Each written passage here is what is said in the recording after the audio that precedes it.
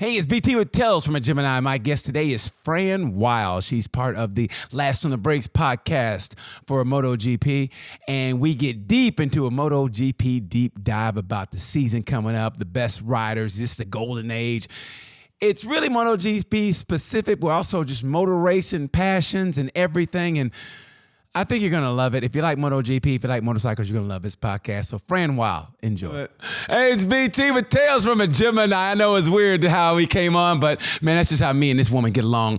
I am talking to one of my favorite. I thought she didn't like me at first for the longest, but then now we're like this. She is the co-host of Last on the Brakes podcast with my buddy Matt Dunn. She carries the show. I'm sure her back is hurting from carrying that show. And she's also co-host of Moto E. She's a pit lane reporter for Moto E, the Asia Talent Cup, British Talent Cup, Northern Talent Cup, FIM Junior Talent Cup. She is one of the hardest working people in the business. My friend and your friend too, Miss Fran Wyld.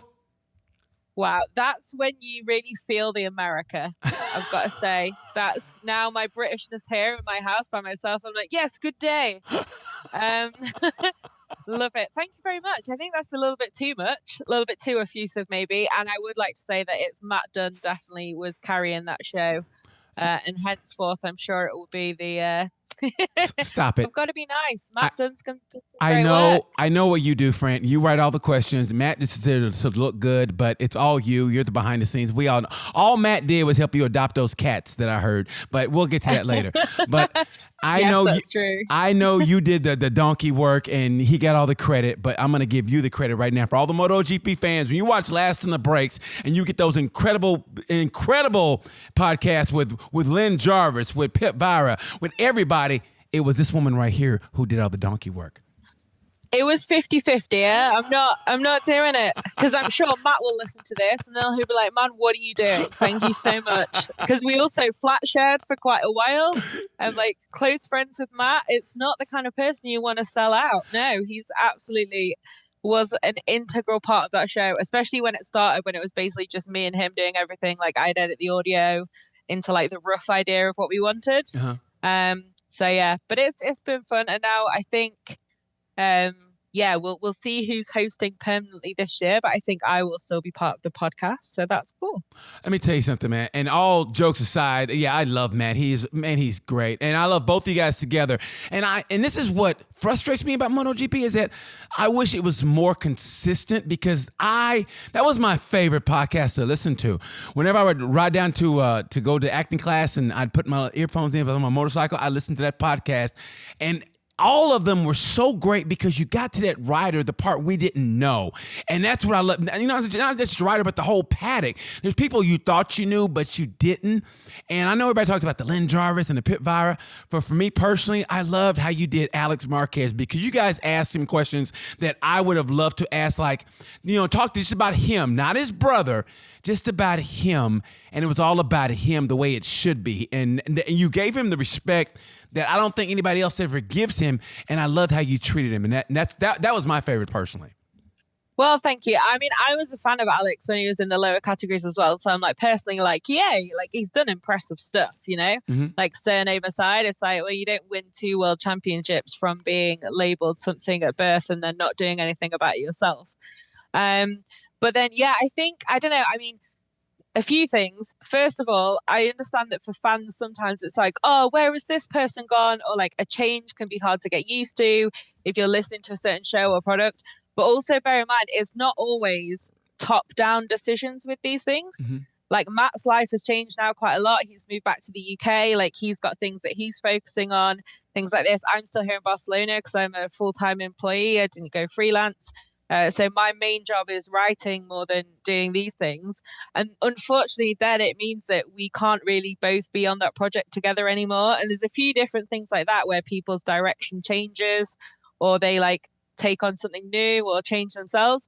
And I know then it seems like, oh no, they've stopped this person doing this. But I promise a lot of the time, it's just like, everyone wants to take different steps. We all have different goals in our careers and stuff. Like my goals, I remember a couple of people being like, oh, why don't you put yourself forward for the lead commentary? And it's like, first of all, so far behind on experience and quality compared to a lot of people, like when Steve Day decided he was going to leave. But secondly, like, as flattering as that is, that's not my goal. It's not the majority of my job. Mhm. And I'm like, yes, it would be great to have a female voice on the world feed, etc. But there are people who are way better than me and people whose goal that is as well. So it's like, Yeah. we have this thing behind the scenes. It's not as easy as it seems, like this playing card deck of British people, and then you just pick whoever you want. Well, But yeah, I honestly, and I'm not even selling out the people here in the United States, but when it comes to motorsport, it's just there's something about you Brits.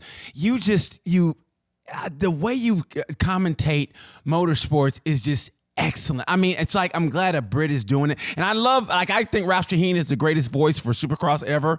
But when it comes to I was going to say Supercross is going to be your main competition to that statement, I think. no, only Ralph Shaheen to me is the only one because I mean he hasn't worked for them for 2 years, and they still use his voice for all the promos and everything. And he's been gone for 2 years. But I think when it comes to everything else, nobody. Why is it that you guys just capture that essence? I mean, it's like the adjectives you describe. When Birdie and Steve Day did it. Oh my gosh, it was so great. And even when you interviewed the riders, and just a while ago when you said effusive, I'm like, I never use that word ever. I got to Google that when I get off the air. I mean, why are you guys so good at what you do? I don't know. That's a funny question, actually, because I think, like, I love words. I'm a word person. Like, my degree was in languages. It wasn't in anything sort of specific. But I don't know, because I have a view of Americans that you guys are better than us with a lot of things. Like what? Like what? the normal average, like GED holding American will have so much better grammar than British people. No, they don't. No, they don't. You're being way too nice. Have you been to a Walmart? What you're saying, you've seen the truth on the inside on your side of the pond, but then I know the truth about us as well. And honestly, some of the stuff is just like, wow. So that's the impression I have. So maybe the truth is somewhere in the middle. You put your GED against our GED, and I think your GED do a lot better than our GED. I don't know. I'm just proud that I've learned what a GED is now. I've learned the equivalent.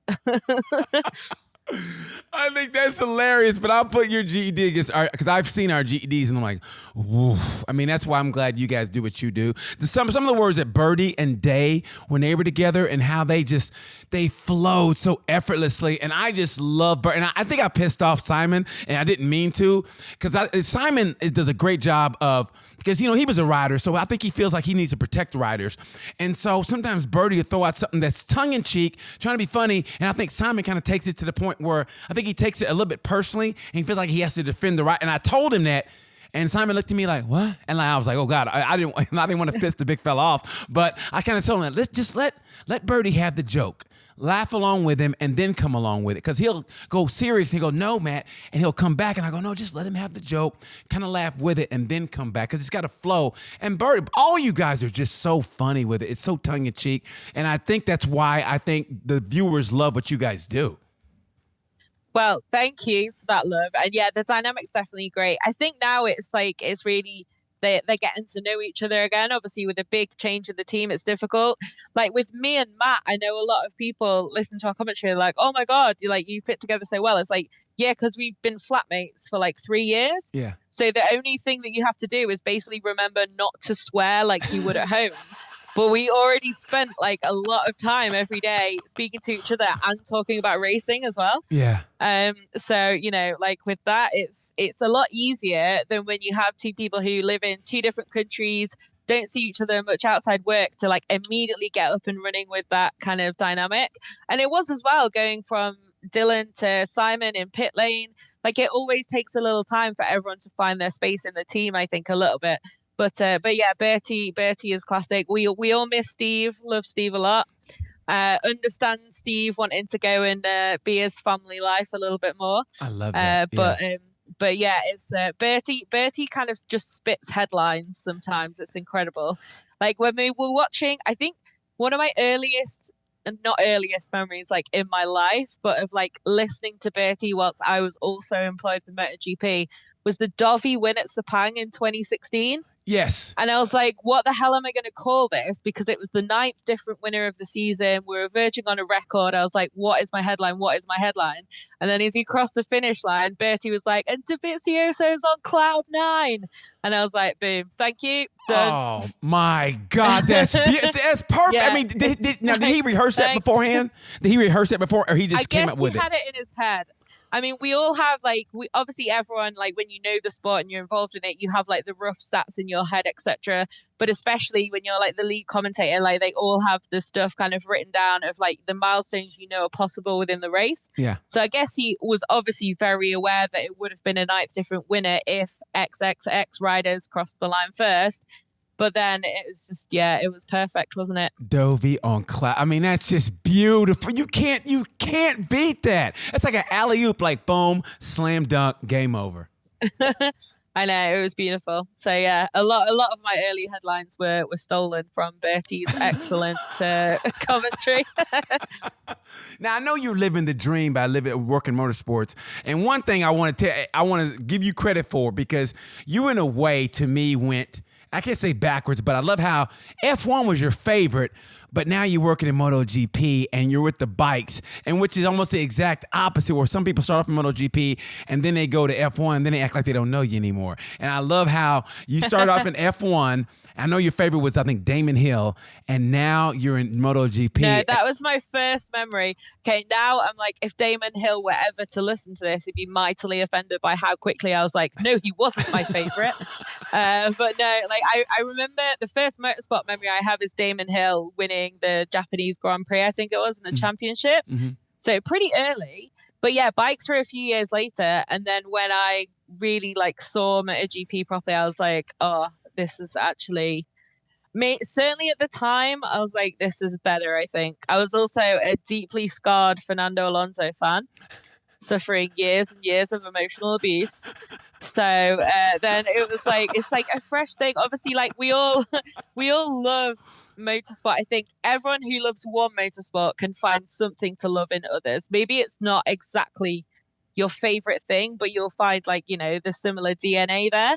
And then MotoGP, it was like, oh, well, it's fresh and I don't have this 5-year-long drama with Scuderia Ferrari breaking my heart, and you can just pick your favorite all over again. But then I got very seriously into it very quickly. And yeah, I still love Formula One. I try and watch most of them that I can live when they don't clash and stuff.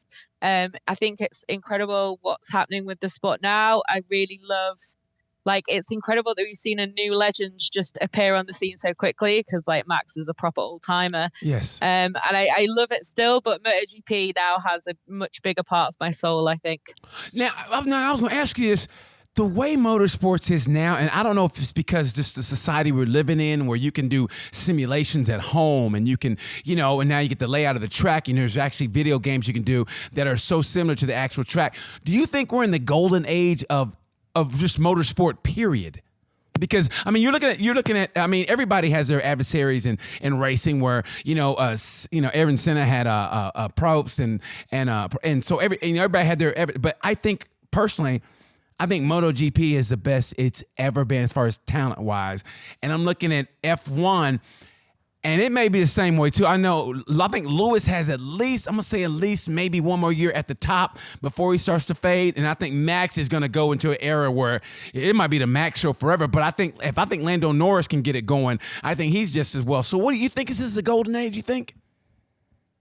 I think definitely in some ways, certainly in terms of competitiveness. Like, I think a lot of people, it's easy to forget the reality of past racing, I think, until you sit down and watch a whole race. Yes.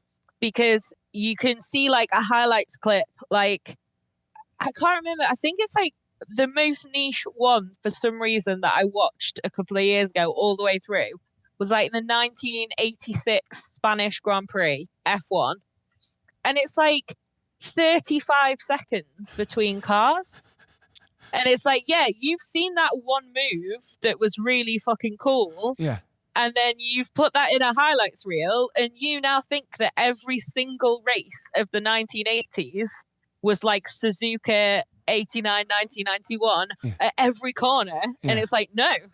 But now it's a lot closer to that. But even now, like, if you, some races, you watch the whole thing in Formula One and you're like, okay, like, actually not that much objectively happened. I mean, it's still great because it still builds the excitement and the overall season narrative is great.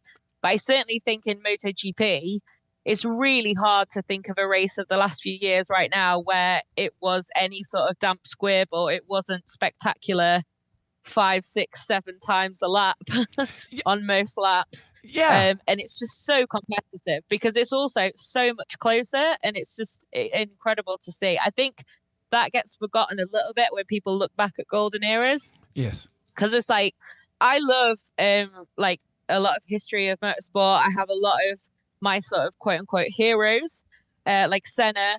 But it's like, when you actually watch those things, it's like, yeah, they were the absolute best. And yeah, they stand up at the test of time. But the people who were 11th were like 75 miles behind. And in MotoGP as well, like there's incredible stuff from the past of Grand Prix racing on 2 wheels, some incredible races, incredible feats, great riders who've done truly great things. But it's also quite a different beast. Like now it's so much safer. They can approach the limit a lot more safely as well, which also means the racing is often a lot closer without feeling too over the edge. And just the gaps are insane. I was literally just on Reddit like an hour ago. And someone was like, I think it's a 0.4% differential in performance between the lead bike and the last bike. I saw the same thing. I was on Reddit. Crazy. I saw the same thing. Yes. You know, I honestly think, and I think during the 2015 was when I really noticed when Rossi was going for the championship. Marquez was out, but he was still in that race in Phillip Island really brought it home. That race was one of the most incredible races ever. Then the next year they did the same thing. And then last year when Marquez almost got Rins was pretty much the same thing. And I'm like, don't get me wrong, there's some races okay here and there, but for the most part, I just think what MotoGP does right now better than any. If you're going to compare it to F1, since they're the most elite level, I just think GP has a better actual racing. And I think the riders and drivers in F1 realize that also. But it makes me so mad is that F1 gets that seniority. They get that seniority pass. But if you break it down, they can't compete. To me, they can't compete against MotoGP as far as like the actual close racing. I mean, my hands are a little bit tied here, aren't they, if I want my next paycheck? But obviously, the reason why I am here as well is that I wholeheartedly do believe that, certainly at the moment. And like I said, I like Formula One, but I think MotoGP at the moment, it's very exciting. There's definitely things that can still be tweaked. There's always something in any big competition, sport, anything at all, where you can always look, okay, so next you should do this, next you should do this, like always try and make it better, more spectacular, safer, all of the things that you need to consider when it is motorcycle racing. But it's incredible. And I think as well, it's really great how, I don't know what word to use, maybe weathered, how it's kind of weathered the retirement of Valentino, who's obviously like the soul of the sport for so long in so many ways, but it's still incredibly popular. There's still so much of it is growing. And we have a whole cast of new heroes now, and we don't know any of them that well. Like maybe the older ones like Aleix, but we're still seeing new parts of Aleix now he's at the front of the grid. And I was going to ask you that. I was going to ask you, I didn't want to cut you up, but I don't ask you that before I forget, is that do you think the sport is kind of better that Valentino has gone? Because, I mean, he was such, like some people, they were, they said they were MotoGP fans, but they were more Rossi fans.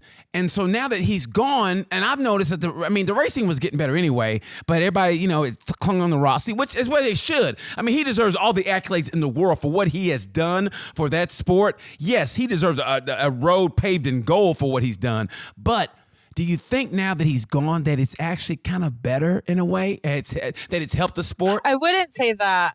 I mean, I understand what you mean, because I think with anything where there's like quite a lot of, I mean, I don't know, because then the counterexample now of F1, like tribal kind of attitudes in some ways can be a little bit difficult for the whole kind of fan base, for lack of a better word, to deal with. Yeah. But then in F1 at the moment, it's created some real toxicity on the internet at times, but it's also driven some incredible growth. So I think there's positives and negatives to everything. But, I think sometimes it's a little bit frustrating seeing that the stories that get picked up are always like trying to be the Daily Mail, a publication that I believe is so bad you will know which one I mean. Yes. The British tabloid. There's a little bit sometimes with that. It's like, no, guys, there's also some really funny and fun stuff, and you can have like the fun side of rivalry as well. Well, the Daily Mail the Daily Mail is the GED of publications. Exactly. Maybe not even that, but yeah, no. Obviously, it's a little bit of a difficult one being British and having my politics quite separate from my job, but definitely not a fan of that particular publication. It's always my go-to example for that kind of press. So no offense if you work there, anybody listening. But yeah, it's kind of, it's an interesting balance, I think. But I think in general as well, like a lot of people take it very, very seriously. And I think sometimes they need to calm down a little bit. This is like seeing what's happened with F1, with the explosion in the fan base, because it's like, I live and breathe for it as well. But to like then just be starting a random fight with someone 4 countries away on the internet, it's like, it doesn't really matter which one they like, and that it's different to someone you like. It's like it always makes me laugh. Like I think I said this on the podcast I did with the girls a couple of weeks ago. It's like, if you think Senna's the best, you have to respect Prost. Yes. If you think Lewis is the best, you have to respect Max. If you think Rossi's the best, you have to respect Lorenzo, Stoner, etc. All of these, like, otherwise there's nothing that validates the performances and achievements of your favorite. So it's like you have to kind of recognize that. And then if you want to have your pantomime villain time, I mean, that's fine. Everyone can always have a bit more of a sense of humor about that as well. But yeah, I don't know, it's just an exciting time for MotoGP now to see who's going to really grow into those future legends. Obviously, Mark will be a legend. We see what happens with him coming back. He is already a legend, but you know what I mean. I mean, in like 40 years, obviously, he will be a shining light in the annals of history. But yeah, it's really exciting to see like what can Fabio achieve, and then Pecco obviously with that comeback, and the beast, now the rise of Ducati and the beast, and yeah, there's so many interesting things we're going to find out and see this year that it's very exciting. To me, and this is to me, correct me if I'm wrong though, what sucks is now though, I just think with the growth of social media, and like you said though, they got rabid fan bases here and there, and you saw what happened with Max and Lewis, and what happened, the final in Abu Dhabi, is that MotoGP, the guys are great. The only, I guess, that personality when Mark leaves will be Fabio. Fabio is about as close as you come to as. Well, maybe Bezzecchi, maybe Bezzecchi, but at the same time, though, I mean, I think the racing's better, but they don't really have that personality to bring your average person into the sport where Rossi did. So, but the racing's great, but they don't have that pilot that's like going to bring you in. Like, who's this guy? So, do you agree or disagree? I think overall I disagree, because there is so much character there and we need to show it off better. But I think as well, it's not saying this at you, but like, it's easy to sit on the outside and be like, well, why didn't you just say that to the camera? And it's like, oh yeah, like we all do. Like we all hit 100% in every single interaction we have and never worry what anyone's going to think of us. Yeah. And especially with some of the stuff that just gets picked up and immediately reported in like quite a bad faith way, it really disincentivizes that as well. Because it's like a small paddock in a lot of ways, like a real kind of, I mean, obviously it's a massive global sport with hundreds of millions of fans and like an incredible amount of people who love MotoGP. But like the actual environment when you're there at the race weekend and in the paddock, like it is still very interpersonal, and that's what makes it so great in a lot of ways. Yes. That I think has got so lost in a few other kind of bigger sports. Like some things I look at and I'm just like, I just feel like some random tadpole in that situation. Yeah. Whereas MotoGP, like the paddock, like you've been in it, it's like, it's a really great place. You have a lot of people who all know each other, get along. Like there's like friendly rivalry, there's genuine bitter, great rivalry on the track. There's a bit of everything. But definitely, I think as well, like they are all quite new. Like Fabio, of the newer riders, Fabio is the only one who's been consistently sitting in a press conference every week. And that's only for 3 years. Yeah. The rest of them, like, you know, not everyone's going to walk into the room and do the Pedro Acosta iconic of like, when I entered, my ass was like this. Yeah. Like it's, you know, everyone's got a different character. There's so much that's great about so many different characters. But I think the sport can only grow from here as we build them and get to see more of them, for sure. Now, as far as just characters go, as far as character that you would love to have on the dais to introduce the world, like, okay, this is the sport, these are the guys. Just character alone, who would you love to see? The top 3, who would you love to see, like, say, these are the guys you got to watch just for character? I mean, I don't know. I mean, from the outside, like, for a beginner, I mean, Fabio is obviously... Like, Fabio is like a dream, because Fabio is like every single thing that is like marketable and great, put it in one package, but also make it 100% genuine and multilingual. And you're like, boom. It's like, it's crazy that he has all of this stuff and the talent. Yes. And it's just always, always a pleasure to come across. Like, always. Cannot underline that enough.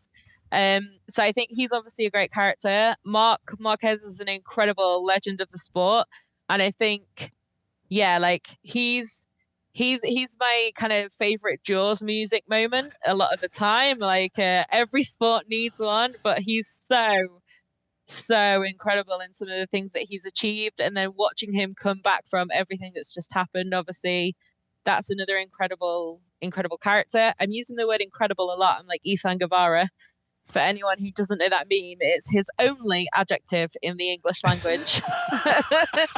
But yeah, and then I really like Pecco, and also the people around Pecco.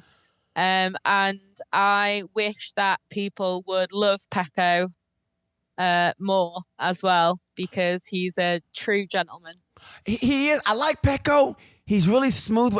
I just love the personality of Bezzecchi. Bezzecchi, when he's there, he's got that little bit of quirk that's fun. Like, if you know, and I hate to say... I mean, I can give you something fun. Like, there's people that I know a little bit better and people that I barely know at all.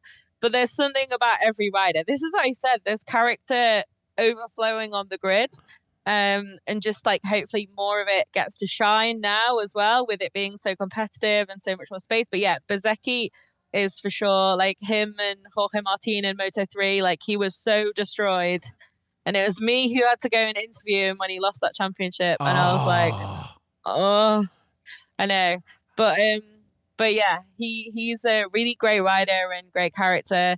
But I mean, I can't really say anything bad about anyone, to be honest. Like Brad Binder's a legend, Jack Miller's a legend. Oh, Miller's great. He's got to be so much character. Miller's got to be the greatest as far as getting a soundbite. If he's in a good mood. Now, if he's prickly, it's like, oh man, I wouldn't advise anybody if he's prickly. But as far as like Miller, to me, it's got to be one of the best because he speaks his mind pretty much.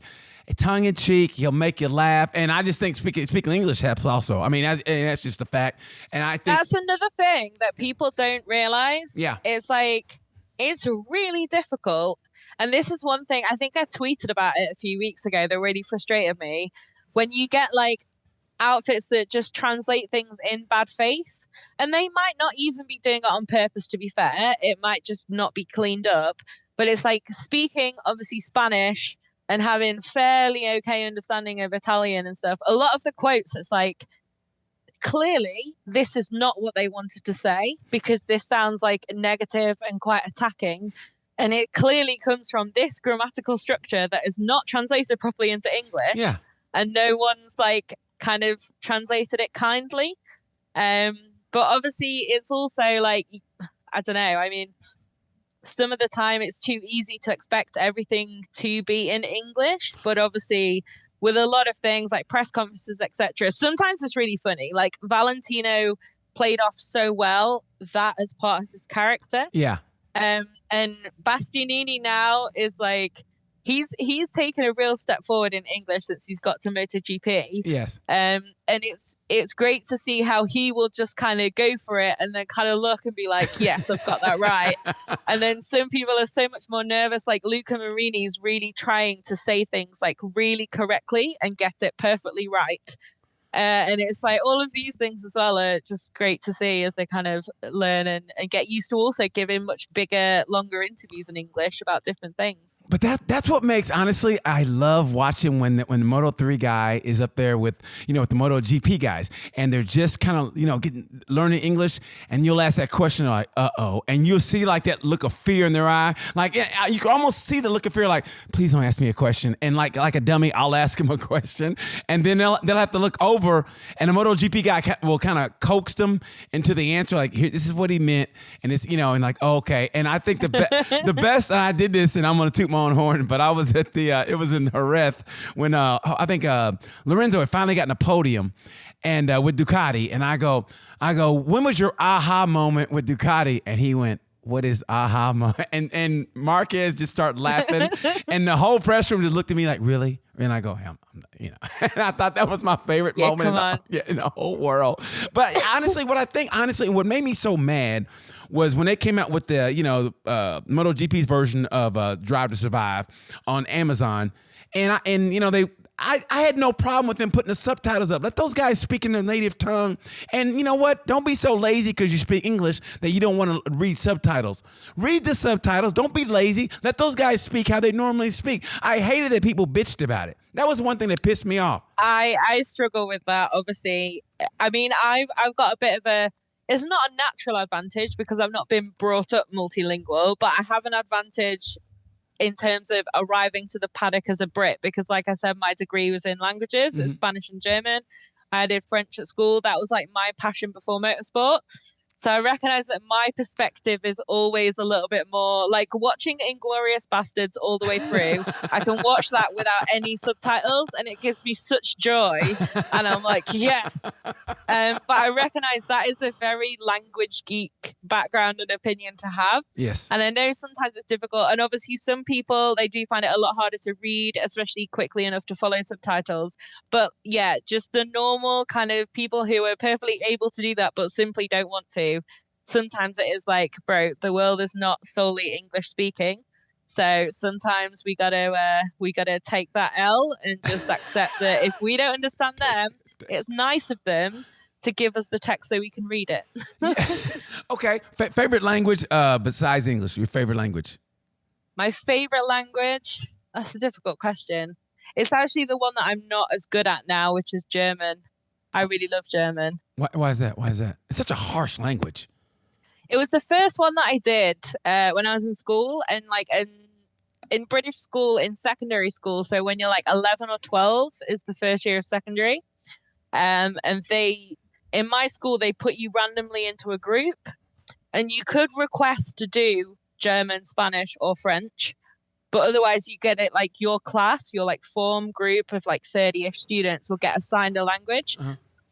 And I'd wanted to do French, but then I would have to leave the form to do so.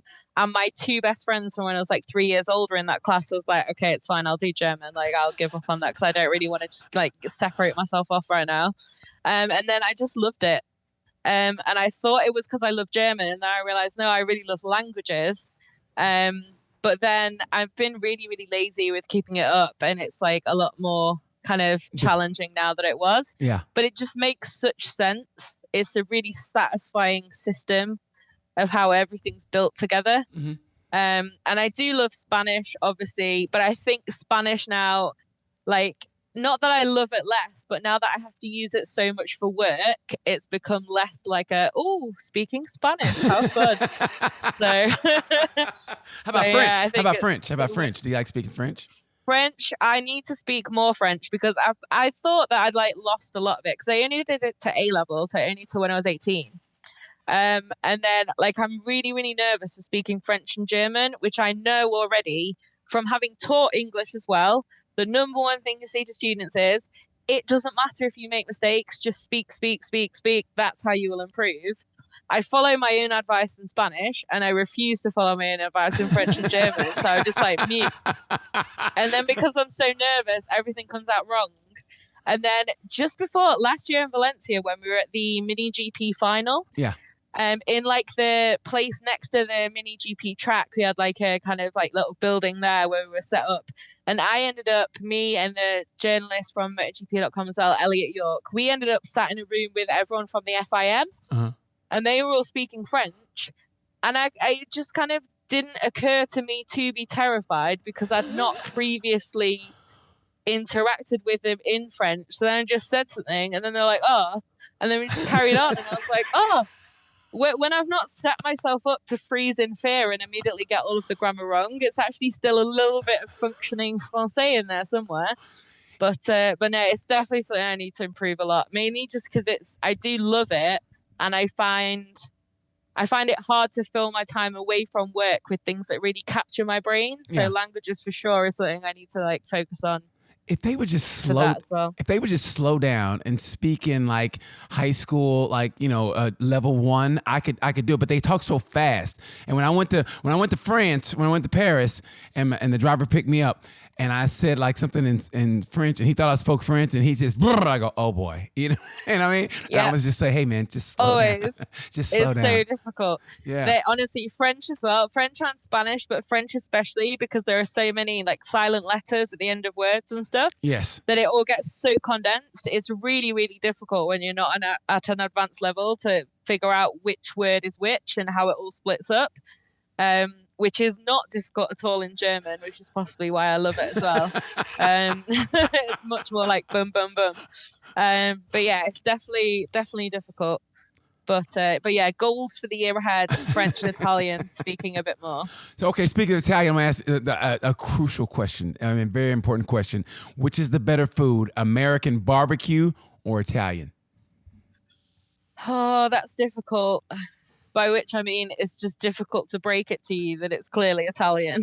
No, you're not hurting my feelings. I mean, that's a tough one. American barbecue is good, but man, when I'm ever in Europe, period, when I'm in just Europe, I always go Italian. When I was in Paris, I had Italian food. It's always Italian, always.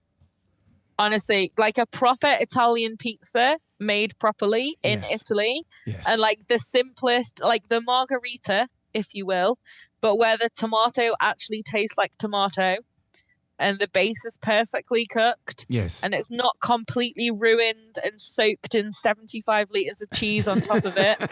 And maybe a little bit of basil. Is like, this simpler foods do not get better than that. It is probably the world's best food. It is the greatest food UK. ever. Sorry, America. Well, no offense to the UK, but it's not like they're known for like great food. I mean, I've had shepherd's pie and it's horrific.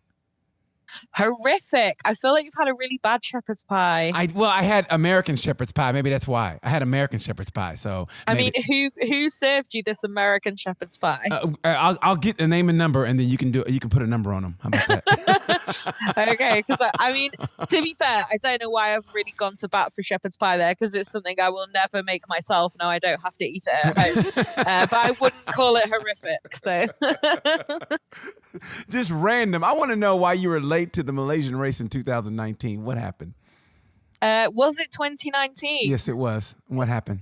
So me and Matt Dunn, the aforementioned Matt Dunn. Yes. And actually, we weren't late to the race, to be fair. We just arrived at the track later than anticipated. We were in time for the races.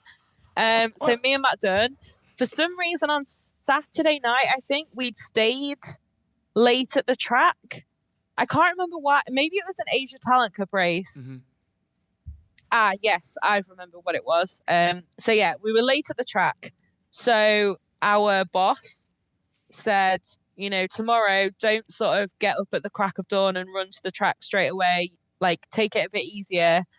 Not like come in at 11 a.m., but, just sort of leave the hotel like 8:30 instead of 7:30 kind of vibe. Like, just take your foot off the gas and stay chill. It's okay. Yeah. So we're like, great, okay. When we did that, get downstairs to take the car, flat tire. Great. Okay. What are we going to do now? Because as well, obviously, because we're leaving that half hour, 45 minutes later than our colleagues, we're also then can't just get in someone else's car because we're the last men standing at the Sama. So we're like, great, okay. Then one of the guys in the hotel were like, no, it's fine. We'll change the wheel. So they changed the wheel to the spare, which was like actually a full spare, which was lucky. And so we're like, great, okay. And then we set off. But because then with the extra delay, they changed the road layout of how you get to the track. And instead of it being 5 kilometers, it was now a 12-kilometer journey. And all 5 lanes of every road were absolutely chocker. So in the end, me and Matt were like, okay, we're now going to have to like drive a bit cheeky, or we're just going to sit here for like 7 hours. What would you like to do? So we're like, we'll drive a bit cheeky. So we sort of edged our way past, just like, yeah, sorry, up the hard shoulder, and just eventually made our way to the Malaysian Grand Prix. So that's why you were late. So yeah, we weren't late for work, but we were certainly late for normal time you'd arrive on Sunday and feeling a lot less stressed about life. And especially because remember, Malaysia's like 95% humidity and 35 degrees. We were just like, the panic sent it up to feeling about 50. Yeah. So like, we're just going to die here by the side of the road in Malaysia, surrounded by 10 lanes of traffic. But yeah, we made it. We made it in the end. Now, I know, you know, like you said, in the paddock, you guys, it is. And if you don't know, if you've been there and you travel together, it is like a family. And so you got, you know, the riders kind of like, you know, ins and outs. But is there anybody that still makes you kind of like, when you interview them or talk to them, and can get a little, like just a little bit of, like I'm talking to them? Oh, lots of people still. Because people as well are like so good at what they do. So it's like, you know, it's like you still get that kind of like, huh? But I mean, not really so much starstruck, because I think, I don't know, a friend of mine before was a bit like, oh, it's sad that you're not starstruck anymore. And it's like, no, it's not sad, because I think it's nice to see people as humans. And it's like, like my respect for them and my enjoyment of watching them do what they do is not less. It's possibly even more. So I think, you know, like everyone's human. So there's not like a kind of moment anymore with many people. But certainly, I don't know. I think it's just, yeah, just people when you think like, oh my God, like when you watch them do something really, really, really awesome. And then you just like, Like who? Like who? Who comes to mind? I don't really know. I mean, the one that I thought, the podcast that we did that you mentioned briefly earlier, that really made me and Matt feel like we were sort of like proper pumped up, was the Pit Byra one. Yes. He's just one of those people, after talking to him, you're just like, right, okay, cool. I'm going to go and conquer Rome. Let's go. But like everyone, I think, like all of the top riders, like they're all incredible at what they do. So, you know, like it's funnier that some of the ones where you kind of get more face-to-face time, like Fabio, like is now less like, because he's really normal in a good way. Yes. Like this is not me being like, we're best friends and we hang out all the time, because I, you know, people are a little bit weird with that. Yeah. But you know, like then it's a bit less maybe, but it's still like, holy shit, what did you just accomplish? But I think Mark obviously has that aura as well of having been there so long. Yes. So like I think the moment last year, I think it was last year, was it? It must be last year, when I felt my heartbeat and felt my heart physically hitting my ribs during doing my job. The one moment was that press conference at Mugello. Yes. Because we didn't even know exactly what they're going to say. Oh, he and what's his name? And Alberto. Yeah, he and Alberto. Is going to go and do new surgery, and because the TV broadcast was still on at the same time, obviously, with I think it was Moto2 qualifying. Yes. So it was like, okay, Fran, you go and do that. So like, okay, cool, no problem. Basically, like MotoE will have to have no pit lane right now. Sorry, because it just had to like shuffle everything around quickly. But that was truly, because it's like that was the first time I've really ever been at work, especially because, like I say, most of the stuff that I do that is written, so it's not that same kind of feeling. Yeah. But that's the first time I've really been there, and I've been like, wow, in like 25 years, this is still going to be a notable moment. And I could really, really, really fuck this up if I say something stupid or say the wrong thing or something else. But like, luckily it went okay, and obviously the story itself as well seems to have gone very okay, and hopefully we have a very fighting fit 8-time world champion about to come and unleash a bit more this year. Honestly, I feel the same way with you. Like, I see those guys. I'm always in the Alpine Stars hospitality, and I see those guys all the time. And a great paddock home. Isn't it? It's the great. So I see all these guys come in and out, and I feel like, like I know Maverick a little bit, but I swear to God, I was sitting somewhere where he had to go. He goes, "Excuse me, BT," and he said my name and kind of like just touched and me. You were like, oh. He touched me on the shoulder, and I was like, "Oh."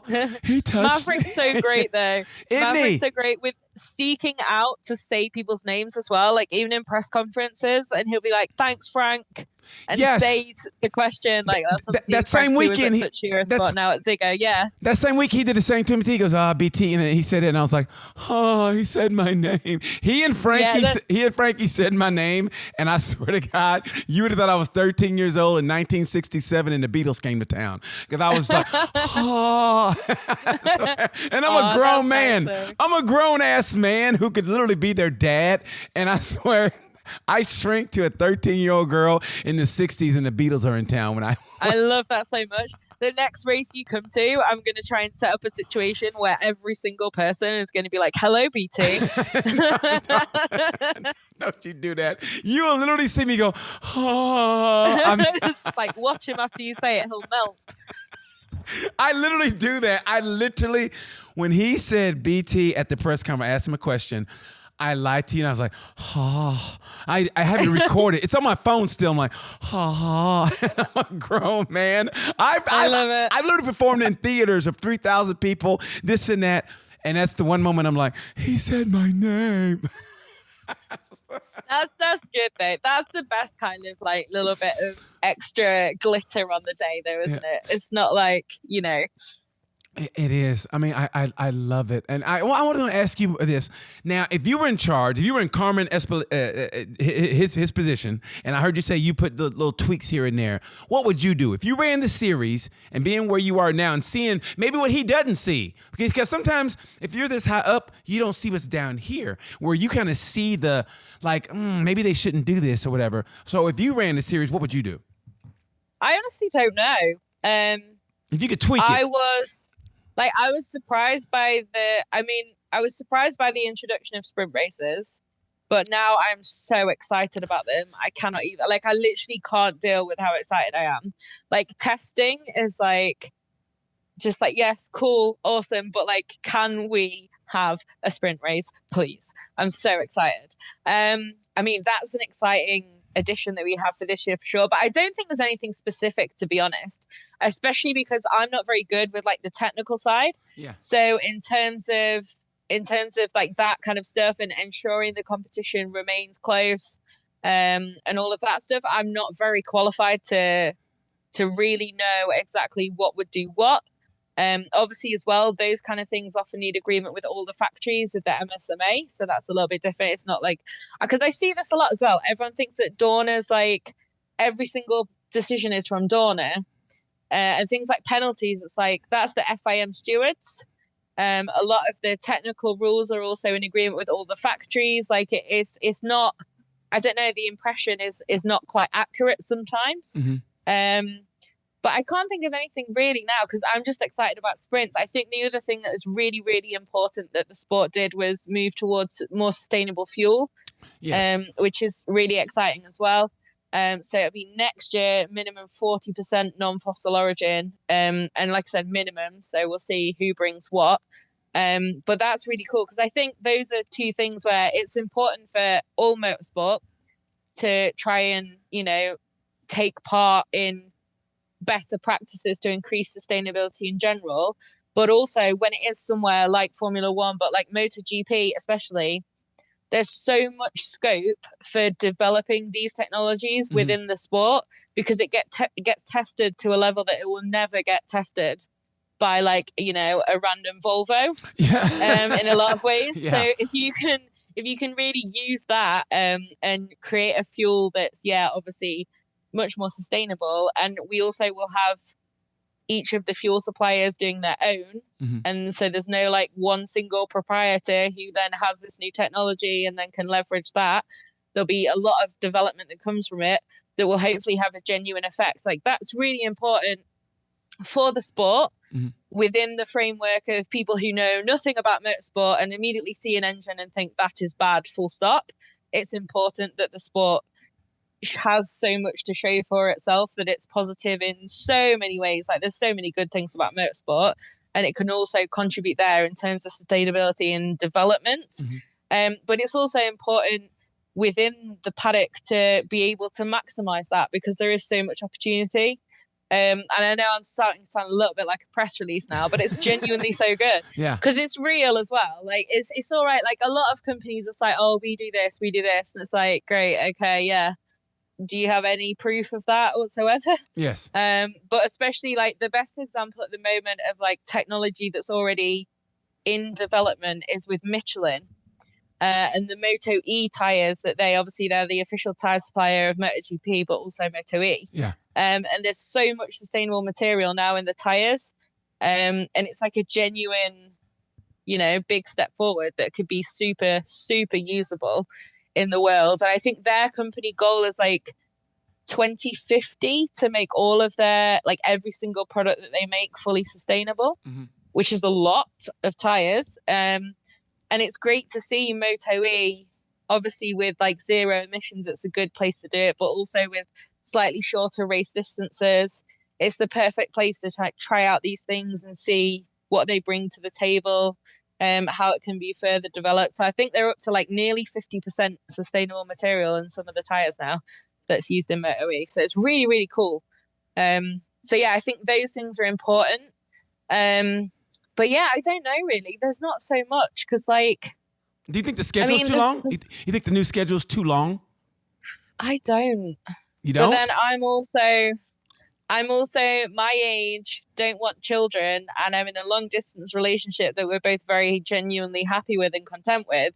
So I have like zero other pressures to why I wouldn't want to go around the world as much as possible. Yeah, you know what? That is so true. Honestly, I almost feel the same way in this fact that the only reason I go to Europe or whatever, or anywhere, is to see MotoGP. And it's like somebody had told me, "Go BT, you gotta watch, you gotta go to those cities and see other stuff." And I was like, I don't really care who built it. I just can't. But I go, okay, yeah. So now I'm starting to enjoy just going to Europe. Period. But I used to just go fly in on a Thursday, go to the track, maybe drive around the city, like, oh, this is nice, and then go to the track from there. But now I'm getting there like Wednesday and then having a couple days to see other stuff. But I'm with you. But then again, like I said, we don't race like that. So I mean, that's why I ask you that. Do you think that like maybe because I know F1's going through the same thing. I think was it Max? Somebody said this is going to break up marriages. As long as this is going on. If you're in the paddock, you have a relationship. Yeah, I mean, I see that to an extent, but I also think in a lot of these situations, the sport cannot downsize to accommodate a marriage. And that sounds cold, but that's not what I mean. What I mean is the sport needs to find its right size for its audience, for its show, for everything that matters to it.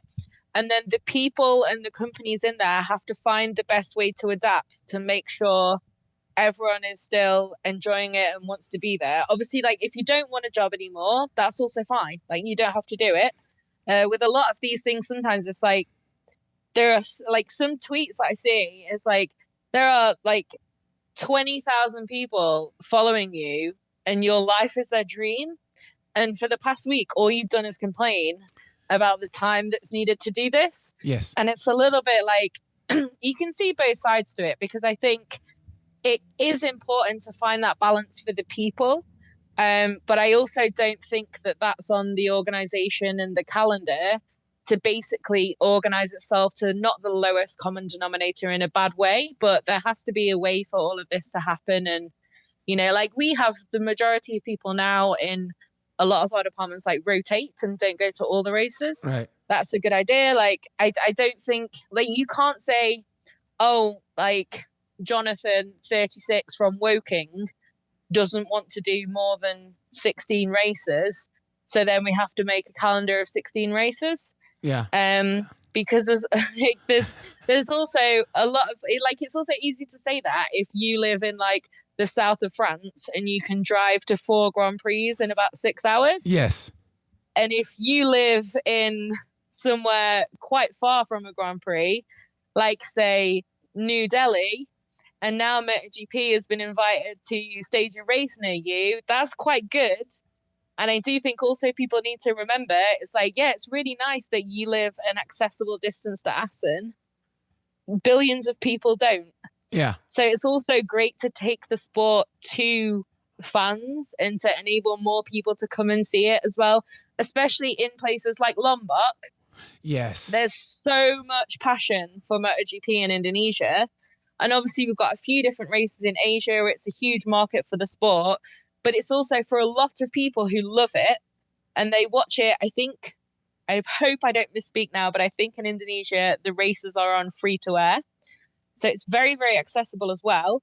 Obviously, economically, Indonesia very strong in a lot of ways, but a lot of the population do not have the resources to be like, oh, I'm just going to go to Buriram. Yeah. Like, I'm sure, yeah, for me, sat in Barcelona, Buriram looks really close on the map to Lombok, but it's just not. So, you know, with something like that, it's like, okay, so you've got Bali next door, you're trying to establish Lombok.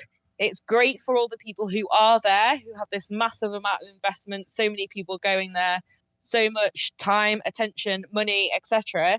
But it's also like fans within that country. It's not just that, oh, it's accessible and then they can go. It's also like, yes, you who have loved us for so long, you have your race back. And it's really nice to know that, I think, as a fan in a lot of these places. So I think it's sometimes, yeah, some of the stuff, I mean, it's natural. Every single person's initial reaction to anything that happens will always be from your perspective, won't it? Of course. But I think sometimes if you add a little bit of the others, like I said, my perspective is that I'm thrilled that we go to a couple of new places. I'm thrilled that we have a really long calendar. I also really like this year how it's like 3 on, break, 3 on, break. I really like that because I like to be in work mode and then not work mode and then work mode. So for me, that's great. I recognize for others that might not be, but everyone, you know, like it's about what's best for the sport, what's best for also, like I said, like hundreds of millions of fans who watch it. And, you know, if we end up with 50 race weekends and nobody watches 20 of them, then fine. The message will obviously get through that 50 is too much.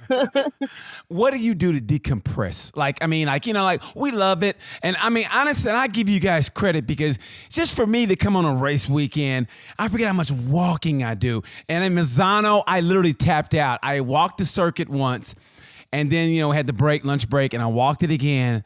And I couldn't go anymore. And luckily, the MotoGP van came, and it was the German driver. And I go, hey, man, could you just take me back to the paddock? And he goes, yeah. And I was so exhausted after that weekend. And so I always want to know, what do you guys do? How do you decompress, like get away from it? Like, you know, we can all love pizza, but if you had it 3-4 days in a row, you're like, you know what? I like to have a hamburger maybe. So what do you do to get away? I don't know. I mean, I think a lot of the people that I spend a lot of time with outside, not outside the sport, but like outside of the people I directly work with, a lot of whom are also great. That's not to say like, yeah, I found friends elsewhere and my colleagues are terrible. But, you know, you end up with like a natural group of a few people, some of them who were colleagues before as well. And I think like, there's a lot of stuff. Like one of my best friends in the paddock works for Alpine Stars. We'll decompress a lot by talking about Formula One sometimes, because it's fun to be just that fan and not have to stress about like, but how are we going to present this? It's like, it's not our problem. We can just be like, oh, great, what drama.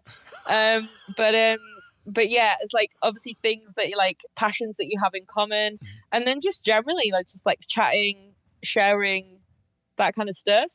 During a race weekend, certainly, I think it's like, yeah, it's nice to sort of be in that environment, but also like people around you who do have other interests that you also share, so you can have like a conversation that's not solely about work, yes, or not solely about the sport. But I think also everyone loves it so much that it's like, it's nice. Like there's a lot of stuff happens in a day of MotoGP action, and it's like I've got word count limit of, I can't speak about every single lap of practice on Friday. Right. But then sometimes it's fun to be like, oh my God, did you see this? Like some of the dramatic moments as well, when you see some stuff on TV. I'm thinking specifically of a Moto3 incident in Valencia. And then like you can have like the off the record debrief of just being like, oh wow. Yes. And talk about that. Kind of like the after party when we go to the after party in Valencia and we all sat around with me, you, Lewis, Matt. I think Jack was there, and I know it's Scott. God, I love Scott Ogden. He's so great, and we just all talked about that. And I was, oh my God, I forgot about this. I've blocked that out. I thought that was the best time. That was the best time for me because we all just sat around and just talked. And I love Scott Ogden. I think he's going to be great. I love that kid, and I think I scare him, but I love that kid. And I remember Matt Dunn had some sort of running joke with Scott, or possibly vice versa. I can't remember what it was now. It's very vague, and it's not vague from drunkenness, just vague from being like that. Oh, the season's done. And especially because obviously we have the gala on Sunday. So I usually leave the track, then have to like put the press release together for the gala. So I'm like officially reaching that moment of like season done.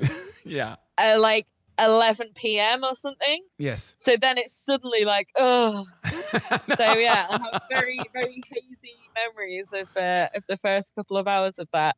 But yeah, I remember waiting a long time for a shuttle bus that didn't turn up, and then getting a taxi. And then yeah, when we got there, I remember Scott being there. Who was with Scott?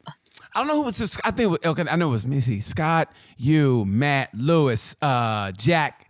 Appleyard. Who else was there? Oh, I forget. Jack Gorst was there. Yeah. It was social media. Yes. Esports. Because I didn't know him too well, and but mini GP actually, yeah. Yeah, but I just know we had a good time, and sometimes I feel bad about talking shop at the end of I would think you guys would be like, okay, we're done, but it was just so cool. Everybody still had that kind of passion about it, even though we were letting loose and it's over. It was still cool to talk shop and loosely talk shop. It was great. You know what I mean? Exactly. It's a lot of fun. Yeah. Like this is the problem though, because it's like, I mean, I don't know. This is the problem. The problem is that everyone says that you have to disconnect, you have to do this, you have to do this. It's like, to a certain extent, yes.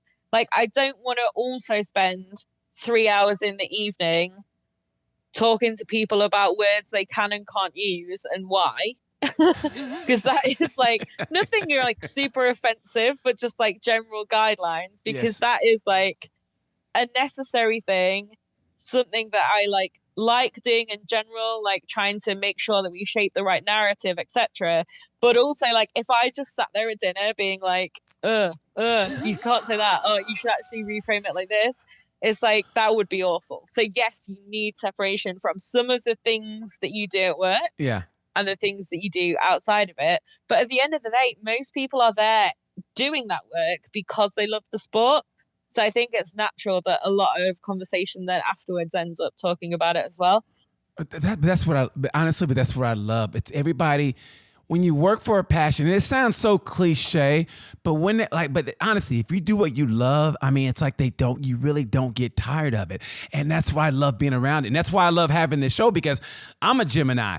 And so I get bored of things really quick. And this is one of the few things in my life that I've never gotten bored and say, okay, I'm done. Like I've always loved, once MotoGP came and I saw it on TV, I was hooked, and it's only increased every year, which is amazing. Usually I like something, okay, I'm done. But this is one of the few things that it's just grown. Like I feel like it's me now. You know what I mean? Like some of my. I truly understand. Yeah. So some of my passwords are MotoGP BT. I'm not gonna tell you what, but still, some of my passwords are MotoGP BT, and now I gotta change it now because everybody knows. But they used to be that way, and I still feel that way about. And you and this is gonna be so weird, but this is me. I'm a Gemini. I change like that. I hear that in India, you're like the #1 podcaster. Was it? I think Matt told me that. You've been talking to Matt Dunn. Yes, we were actually saying the other day it would be hilarious if we all arrived for the Indian Grand Prix, and like the only people that were famous in India were like me and Lynn Jarvis. Because I don't know if Matt Dunn's going there. Because that episode, especially, I think it was the one with Lynn, was like the #1 podcast in India the week it came out, and it was very funny. Just because it's, you know, I mean, that's great, obviously, but it's really funny to think of like me and Matt sat in Jerez talking to Lynn Jarvis about like parking outside the Vatican. Yes. And then like however many people in this completely different country who've like taken an interest and downloaded that and listened to it. Like, it's great. But yeah, that was a funny one. So hopefully me and Lynn are going to be on all of the billboards. I can't wait. Okay, what's the one GP right now? If you're, say, a new fan came in and they're like, what's the one GP? Just pick one, say you have to go to this one, and this one will make you a fan for life. You had to pick one. Oh, okay. I mean, this, going back to what I said about like taking the sport to the fans and accessibility, this is probably the worst possible answer if you're not in Australia or New Zealand. I'm gonna put you on the shot clock. I'm gonna put you on the shot clock. You get an answer. For me, it was Phillip Island. Yes. I think it depends what you're looking for, because there's something about so many of them that's incredible. Assen, especially, some of the grandstands are like, wow, the like final chicane that you can see. And then Jerez, the atmosphere in like the kind of stadium section. I said one, Fran. I said one. But for me, it's Phillip Island. I also went there as a fan in 2014, and it was like that moment where I was like, I don't know, like a lot of different things from life kind of sunk in there, and I was like, holy shit, I am in Australia. I am at this event that in my head is almost mythical. And I earned the money to get myself here, and then decided to come, and like flew to the airport, got in my car, drove to Phillip Island, got to my hotel, and now I'm actually at the track watching MotoGP at this incredible venue. And it's also, I think, got a special place in my heart because it's the first event that I worked as well, because it's the season opener for Superbike normally. And I started with Dorna in Superbike. So the first ever event that I worked for Dorna was the SBK season opener in 2016. Speaking of which, I think this is going to drop. This is going to drop this week. So, ironically, you say that. Up. So now I think World Superbike is probably going to be maybe the best it's ever been. We got an all-star lineup. We got we got the defending champion racing. We got the Raz. We got Johnny Ray, who's still not done, and now we got these new cast of characters with Dominica Gerder, and you got I think Locatelli needs to come out, and you got Rinaldi, and you got Remy Gardner. I was going to say you've forgotten a big newcomer there. Yeah, Remy. I think Remy's going to come. He's got that little chip on his shoulder. At least I think he's going to have that. And I feel he got screwed over, with GP. So he's going to come with guns blazing. Who do you see taking the World Superbike? Who's going to be the surprise of the World Superbike season this year? You think? Oh, the surprise? I don't know. That is a difficult question. Come on, just one. Come on, Fran. Because I don't think it's going to be a surprise to see another three-way battle every weekend in the best way. Because I think Johnny, Alvaro, and Toprak are all... What's great about them is that they're all incredibly high level as riders. There's genuine kind of fire in that rivalry. And also the machinery is all very different. So it's like a perfect mixture in a lot of ways. But I don't know. Yeah, I think Remy will probably do well. And I'm interested to see what Domi does in Superbike as well. Obviously, like he's had success on bigger bikes before, like in Suzuka and stuff. So yeah, interested to see how they fit in. But I think everyone's got a job catching Alvaro and Toprak. I just think Johnny Ray still has a lot left in the tank. I mean a lot left. Not like I think he's got one more year. I think he's got a lot left in the tank to prove. And I like the way he talks. He talks like he's chomping at the bit instead of like that. Instead of those one champions are like, look forward to this year. But he still talks like, I don't know if you saw the documentary about Alvaro and how he and Johnny Ray, he disrespected Johnny Ray because Johnny Ray crashed him. It happens. And Johnny Ray said, well, he's not really a true champion. And I think that really pissed him off. And now I just think coming this is the spice that's just to watch from the outside. It's just like it's so beautiful. Isn't it beautiful to watch? So, okay, Equal Machinery, which is almost impossible, but Equal Machinery. I'm not going to answer. Yes, you will. Yes, you will. Equal Machinery. Who wins? Johnny Ray, Marquez. Equal Machinery. 10-lap race. Who wins? Johnny Ray or Marc Marquez? Or Marc Marquez. Equal Machinery. Marc. I think so. And I think you can run that race 100 times and Marc will win 100 of them. You think so? 100 out of 100? That is not because Johnny is not an incredibly gifted rider and a great Superbike champion. That's because I think Marc is one of like the true, like Marc is like supernatural. Did you see the documentary? I mean, the docuseries?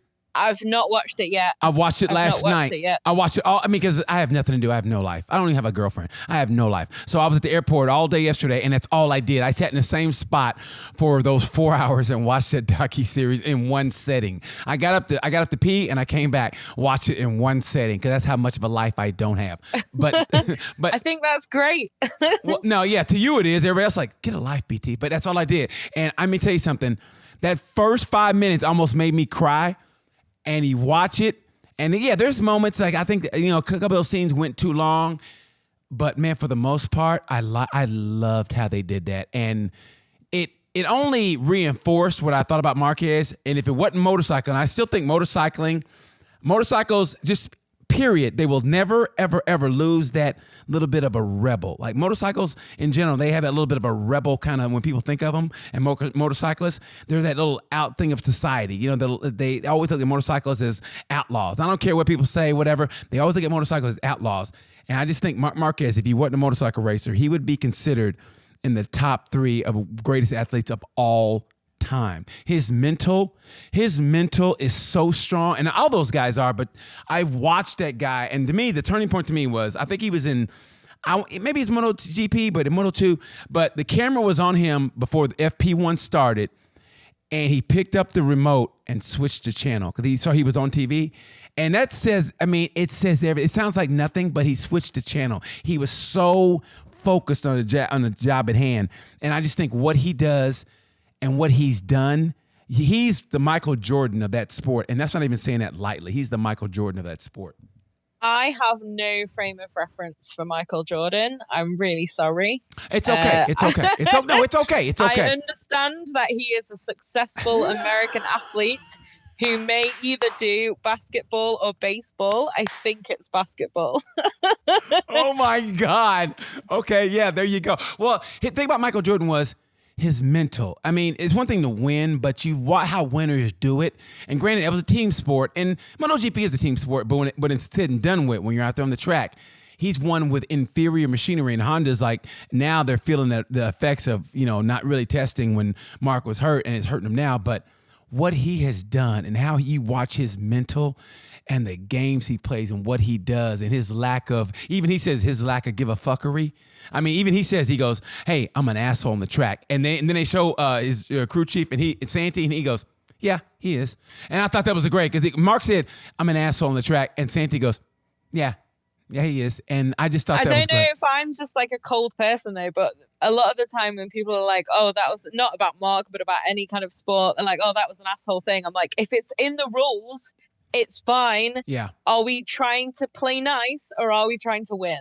If you want friends, you go to Facebook. If you want some friends, go to Facebook. You know what I mean? That's what I say. This is my thing that gets me, especially, like, it's not so much in MotoGP. I think the MotoGP fan base, especially because, like, we saw in the survey results, like, it's so sport first and a lot less, like, riders and stuff. Obviously, we hope, like, the riders' characters grow a bit more as we get to know them more.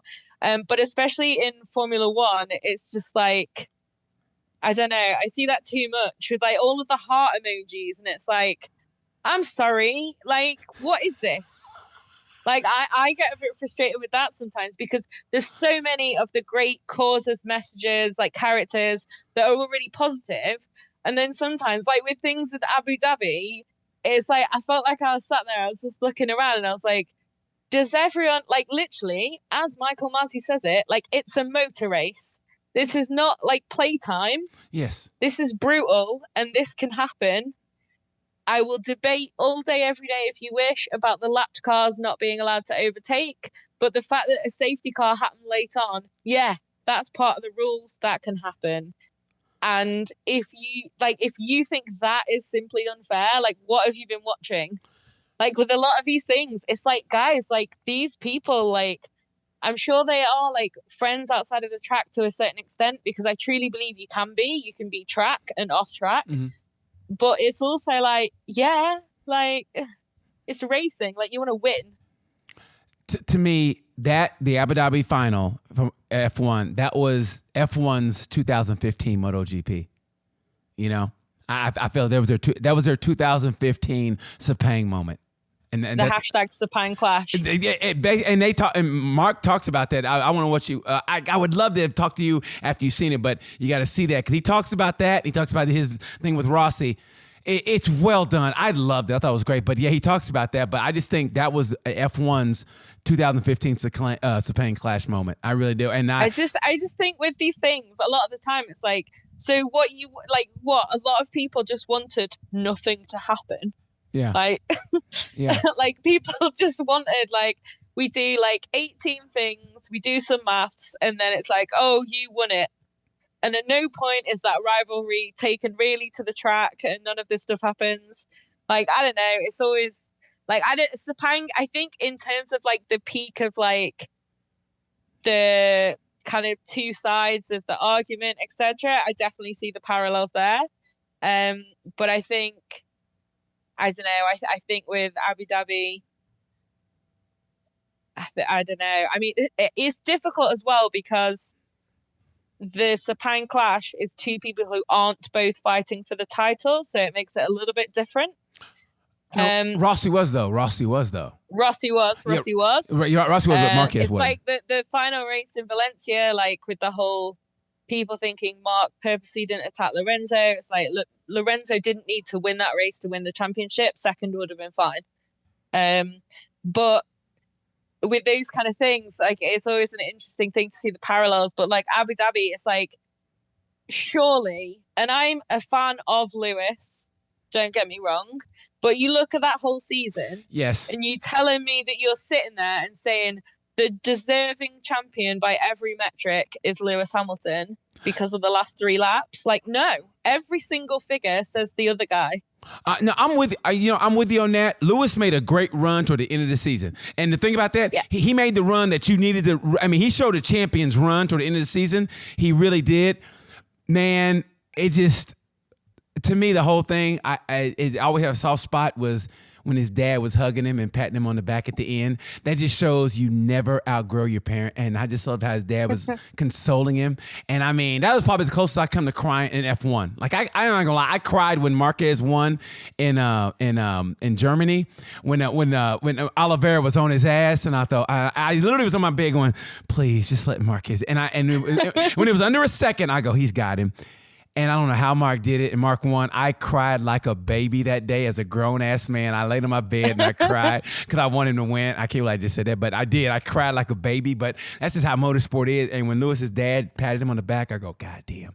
I mean, I hate it, but that's that passion, though. And I love how you know the passion, and I love how you can debate me in a good way. I think you should have that kind of like, no, I feel this, and I love that because I love getting other sides of the argument. And I could talk to you forever on this, but unfortunately we can't go forever. So I'm going to ask you really quick questions, really quick. I don't want a long answer, and I want you to hit me.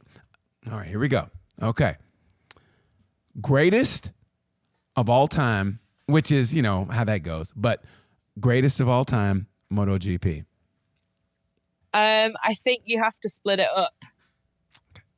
I think in motorcycle racing especially, you can't just say one because the eras are so different. For fuck's sake, let's just say, for fuck's sake, the greatest. No, because you can say Valentino Rossi by what he built around himself and how he took the sport to a new level in a lot of ways. You can say Marquez, obviously, over the last 10 years of what we've seen. Right. You can say Agostini on numbers. Yes. you can argue Surtees is the goat of goats purely because he's the only one that's done both. Yes. I mean, not really. No one would say he wasn't either. Like, but like, what a hero. But like, that's cool. Who do you can argue Mick Doohan coming back. You can argue on pure talent that it's Casey Stoner. That is a great argument. That is to me, if Stoner would have stuck around, oh my gosh. I mean, everything is all ifs, ands, and if ands and buts were titles, they'd all have a Merry Christmas. But man, if Stoner stuck around, he could have changed everything. But if he had to give the nod in the modern era, if he had to give the nod, and say in the last 25 years in MotoGP, the last 25 years. In the last 25 years, I don't think you can separate the candidates. Man, I think we forget. I think we forget how dominating Rossi was. And if you look at his the number of podiums he had, I don't know if that's going to be beaten because I don't think Marquez wants to stick around as long as Rossi stuck around. I think Marquez, if he feels like he's going to be beaten or he can't be, competitive, I think he'll buy out. I think that what's an interesting thing. I think that would be interesting to ask him at some point if someone wants to, if they have a long sit down interview, would be how this whole thing has changed his perspective on retirement, because he's not retired. And obviously it's a little bit different because you're still trying to get back, you're trying to fix stuff, whatever. But he's now had 2 moments in his career when he's been sat at home wondering if he's going to be able to keep doing what he's been doing. What kind of window does that open for you in terms of looking at what life would be like if you weren't a rider? Is it a positive, like a relief that it's not like kind of this emptiness that you didn't know what to do after the sport? Is it like a negative, like, no, now I want to stay as long as humanly possible? Because I think it's interesting, especially with people like Marquez and Rossi, like who's like the entire environment and everything around them has been that world.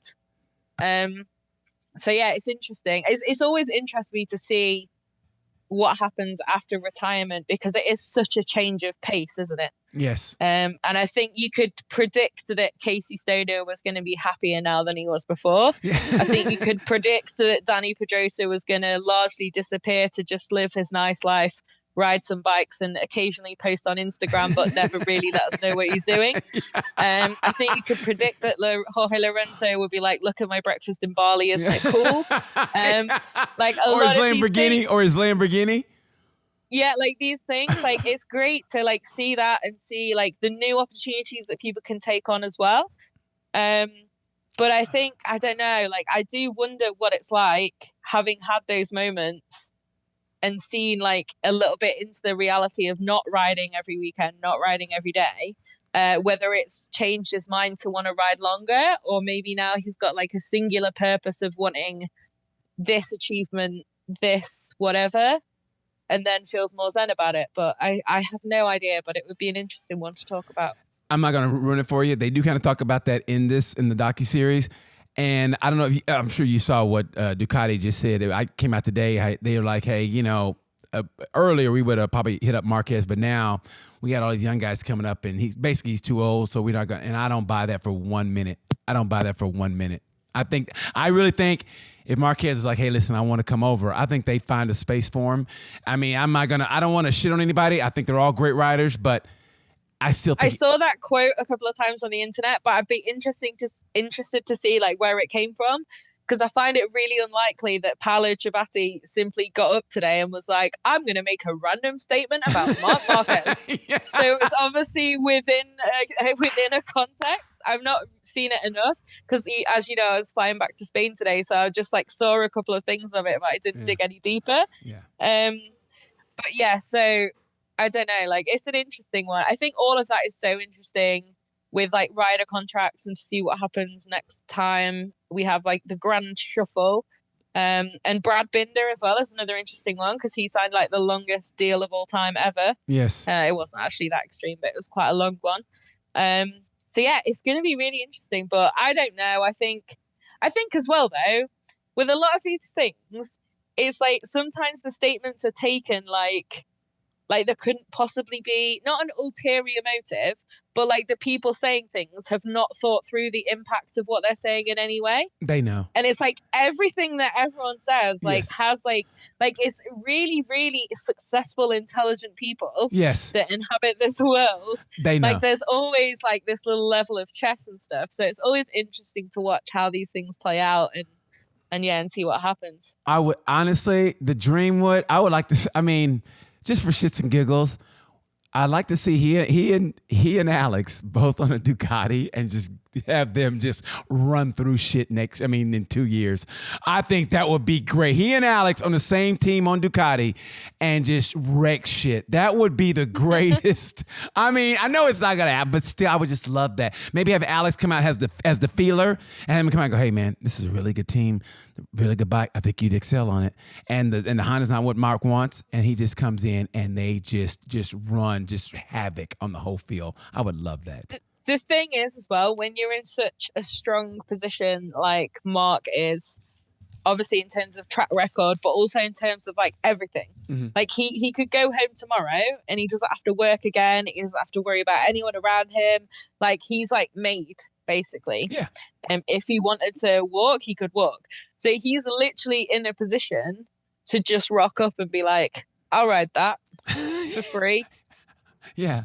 And obviously that's not likely. And it wouldn't really be sensible either, because he of all people will know his value. Yeah. But it's just a funny situation. It's always fun to look at. There's so many different considerations in all of these moves and like what everyone's saying about everyone else. And it's just always fascinating to see then eventually how the jigsaw puzzle does come together. Yes. Like I'm pleasantly surprised that Alex Marquez is now on a Ducati, because I think that shows a really high level of respect for the integrity of everyone involved, that they've not seen it like hiring part of an enemy camp. I think that's really, really positive. I mean, it's also exciting for us to see what he'd be able to do on that. But I think just as a general thing, like it's quite a nice move. But yeah, big shoes to fill from one of the smallest riders as Bastianini leaves Gresini. So no pressure, but yeah, it should be a good one. I can't wait for this whole season to start. I think it's going to be the best season ever. I can't wait. I mean, I'm going to be slapping myself like this every night. Because you guys don't realize we're in America, and if you're a dork like me, I watch FP1 for Moto 3. And I'm literally doing this to stay awake. And so then I got to wake up and then, go do my life and then come back and then watch FP2. So you have no idea how lucky you have, but I cannot wait for this season to start. On Saturdays now especially, you've got a lot to watch because you're also one of those who watches Moto E. Yes. So now you have both Moto E races on Saturday and the sprint in the middle of them, and qualifying for Moto2, Moto3, and MotoGP qualifying in the morning. Now, on paper, I'm so excited about this, but then also in terms of the reality of like all the stuff I've got to get done, yes. I'm also like, oh my God, I'm going to have to just wake up and just be so on it. Yeah. There is no room for any lazy Saturdays or any like, oh, I just have a bit of a headache today. It's like, just like drink a Red Bull, take some ibuprofen, let's go. And get your coffee. I know how much you love your coffee. Get your coffee. I do. I am a coffee obsessive. I know you are. But then I've also learned recently in the past few months that it's actually really good for you. And the old myths of coffee are dead. So it's great. As long as you don't drink so much caffeine that you can't sleep. Yeah, there's like polyphenols and all sorts of good stuff in there. Fiber. Like, I'm like, yes, hell yes. I'm going to keep drinking insane amounts of coffee. Yeah, but now I feel like a health freak. You were going to do it anyway. So, but now I can feel good about it. Fran. God damn it, I love having you on. Honestly, I always thought you were always intimidating to me, so it was hard to like talk. But why? Like you said in the opener that I didn't go back to, that I intended to, but I didn't want to rewind us like 10 minutes in. Why did you think I didn't like you? This is worrying. I don't know. I just felt an intimidation factor from you, and I mean, it never was cold. Anything you did, maybe it was I was in my head, but I always felt like And so then we finally start talking. I was like, okay, but I always felt that like, I don't think she likes me, and and now that we're talking, God, I'd love it. And it was still that way. I just want to hit you up. I was like, I'm gonna ask her, and then so I was like, here I go, and I text you, and you understand, I was so like nervous to text you to do this. I really was. Why? Oh my gosh. I don't know why. I'm worried about this because I've had this from a couple of other people, and then I'm like, oh no, like what? Because like you have to understand. Like I said, I'm work mode or not work mode. Right. So a lot of the time when I'm walking around, I'm still like, I'm not just like, oh, I'll go and get lunch. And then my brain's turned off. And then I'm like, what am I going to have for lunch? Oh, hello. Like, how are you? I'm still like, okay, when I get back from lunch, this is what I'm going to do. I'm going to do it in this order. Am I going to change the order though? Because would it be more efficient to do this first? Should I actually start that? And then I can set that process going. And then I can come back to that. And I'm like still going in my head. So then, but the public-facing reality of that is I'm just walking around like, and it's like, oh no. So I'll try and bring a little more, I think more that's smile to it. I think that's it. It's that like, oh, and I always felt like, oh, you know, I was like, oh, don't make her mad. It's also like, if you see me walking with my computer, then it's definitely like, be intimidated and stay away. But if I don't have the computer, please never, always assume that I'm simply in my own head trying to figure out what shit I'm going to do and in what order. Oh, I appreciate your time, Fran. I really do. We got to do a part 2 because I want to talk to you more about music and David Bowie. I wanted to get that. Never got to it on this one, but we'll do it next time. You promised me a part 2. I promise a part 2, yes. And I would love to talk about David Bowie all day, every day. I can talk to you about MotoGP, David Bowie, Ayrton Senna, and the BBC America show Killing Eve for as long as you want. They're like my pillars of life. Literally. Just those 4 things, I'm happy. We will do that. We will do that next time. You have no idea how happy you made me. I swear you have no idea how happy you made me. Thank you so much for your time. You are great at what you do, and I mean it from the bottom of my heart. We didn't have to go into the women in motorsports because I know you've covered it before, and you are just excellent at your job. I love hearing you. No, I appreciate that because you've asked a woman in motorsport to talk about motorsport, and you've not brought up that I'm a woman in motorsport, and that has its own value because I'm just here talking to you as myself. It's just two geeks together. There's a pro there. It's two motorsport geeks. Well. And that's how I look at it. 2 motorsport geeks talking about, because you understand, I have nobody in my life that I can go, MotoGP. And I feel you. So that's why I could talk to you forever. But I feel like you probably also have a little bit of this. Like if everyone constantly wanted to talk to you, like how is it being an African-American fan of motorsport? You'd be like, a certain level of that is like really nice to like get to talk about it and be positive and like inspire and like try and make stuff more positive. And then after a certain point, it's like, I'm not actually a human demographic. I'm just like a human geek who enjoys this thing. Can we talk about the thing? So, you know, there's 2 sides, isn't there? Exactly. You don't want to be mean, but it's like, yeah, exactly. You know, so yeah. That's a whole nother conversation. But man, that is a much longer conversation. Part 7, 8, 9, and 74. I hope so. Where are we seeing you this year? I'll ask you a question before we sign off. I will see you at COTA. I wanted to go to the opener in Portimao, but man, I wouldn't make it home in time to make my ship. I'm doing a cruise ship, and I was going to try to do a one-way like after the race, but I'm not going to make it in time, and I don't want to lose my job. So unfortunately, yeah. So. Yeah. I appreciate that. Sometimes you've got to put that first. Yeah. Cool. Then COTA. We'll see you at COTA. See you at COTA. Look forward to it a lot. I'm going to make sure every single rider is like, hey, BT. Just keep that geek love going. You will see me blushing. I swear to God, if you did that, you would see me. I look forward to it a lot. She's Fran Wyld she's having the last on the Breaks podcast, MotoGP. Thank you so much, Fran. I appreciate you. Watch her for MotoGP coming up in less than a month. I'm so excited. Thank you so much for watching. I'm BT with Tales from a Gemini, and you know how we end this. You know the word. Bye.